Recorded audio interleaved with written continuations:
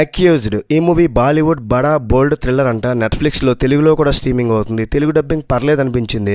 ఇందులో 18+ సీన్స్ అలాంటివి ఏమీ లేవు, కానీ స్టోరీ ప్లాట్ అడల్ట్ కంటెంట్కి సంబంధించింది. సో పిల్లలు ఫ్యామిలీతో కలిసి చూడకూడదని నా మనవి. థ్రిల్ ఫీల్ అవుదామని నెట్ఫ్లిక్స్ ఓపెన్ చేస్తే అక్యూజ్డ్ అనే సినిమా చూసా. టైటిల్ చూసి ఏదో క్రైమ్ థ్రిల్లర్ దడ రాడిపోద్దాం అనుకున్నా భయ్య, కానీ నా గుండెకాయ మీద పారాసెటమాల్ వేశారు.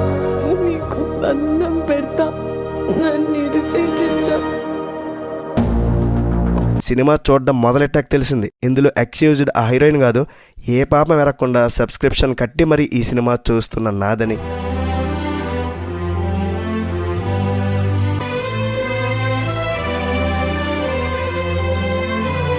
కొంకణ సేన్ శర్మ గారు, ఆవిడకి నటన రాక్ కాదు, కానీ ఈ సినిమాలో ఆవిడ ఎక్స్ప్రెషన్స్ చూస్తుంటే అరే నన్ను ఎందుకు ఈ సినిమాలో బుక్ చేశారా అన్నట్టుంది. మూవీ అయితే అసలు ఏం బాగోలేదు, అసలు ఎంగేజింగ్గా లేదు, థ్రిల్లే లేని థ్రిల్లర్ సినిమా అంటిది.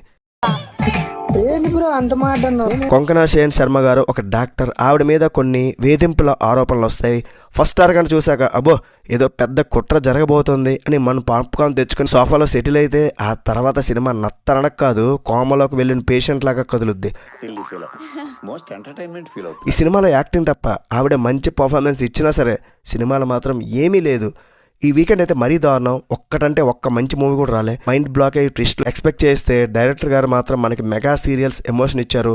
మన తెలుగు సీరియల్స్కి కాస్త ఇంగ్లీష్ టచ్ చేస్తే ఎలా ఉంటుందో అచ్చం అలానే ఉందన్నమాట.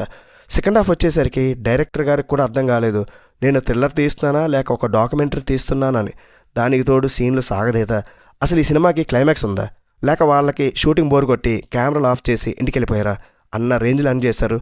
థ్రిల్లర్ ఎలిమెంట్స్ కంటే మెసేజ్ ఇవ్వడం పైన ఫోకస్ చేశారు. క్లైమాక్స్ అయితే హడావిడిగా ముందే ఊహించే విధంగా ప్రెడిక్టబుల్గా ఉంది.